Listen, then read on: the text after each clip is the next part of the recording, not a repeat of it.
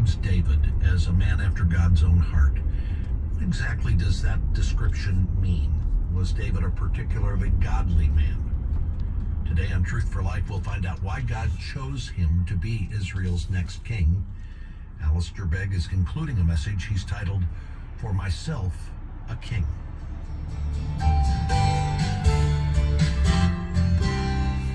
We resumed our studies in 1 Samuel at the beginning of chapter 16, and we made our way partway along until we came to verse 7, and particularly to the very familiar statement that is contained in that verse. And we began by recognizing the fact that unlike human beings, unlike us, God is not impressed, nor is God deceived by outward appearances. In fact, we can say quite categorically that external appearance neither qualifies a person or disqualifies a person. In the perspective of God, it simply doesn't matter.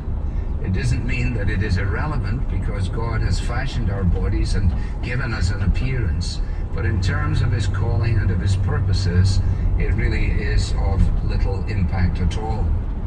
We then went on to say of that verse that the way in which it is translated variously takes us beyond that straightforward understanding of things.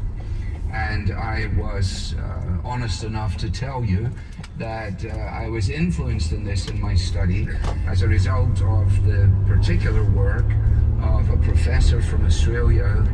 So what Woodhouse has done is provided a more literal translation of the closing part of verse 7. And this is how he translates it directly from the Hebrew. For the Lord sees not as man sees, for man sees according to the eyes, but the Lord sees according to the heart. And we notice that that is different from the way in which it is here in your English text. The Lord sees not as a man sees, looking on the outward, but the Lord looks on the heart.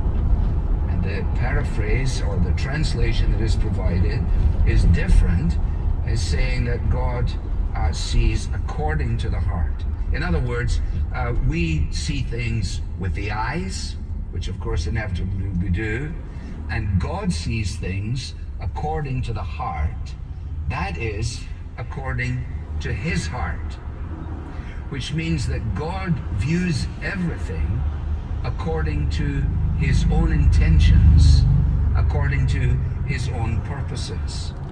In fact, if you like, the point of view of God is determined by his will. That's why I began in Ephesians chapter 1, that God has had a purpose from all of eternity, and everything that is taking place and unfolding in the world is ultimately according to the eternal counsel of his will.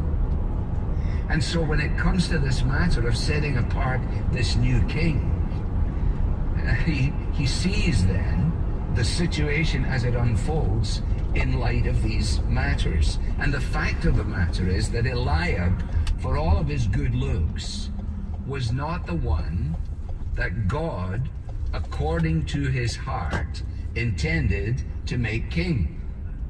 He wasn't. And that's why he was set aside. In other words, God did not then see Eliab in the same way that Samuel saw Eliab. Because Samuel saw Eliab with his eyes.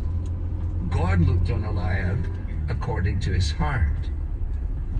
Now, that helps to explain, at least it helps me to understand, the concluding phrase in verse 1, where the verb here that is translated provided in the ESV, for I have provided for myself a king among his sons, is actually in Hebrew the verb to see. All right? So that the translation would then read, I have seen for myself a king among these men, or among Jesse's sons. All right? This then is actually in accord with, and you need to turn back a couple of pages to what we considered when we were in chapter 13, and the memorable verse, namely verse 14. The Lord has sought out a man after his own heart, and the Lord has commanded him to be prince over his people.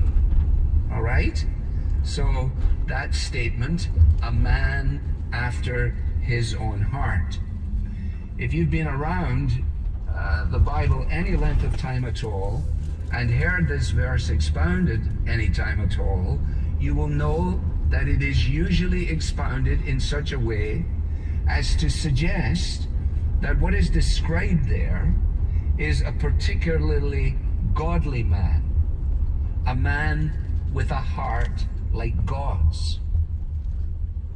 But in actual fact, what it means is that the man is a man of God's own choosing. He is a man after God's heart. In other words, it's not that the man's heart is full of God, but that it is God's heart is focused on the man.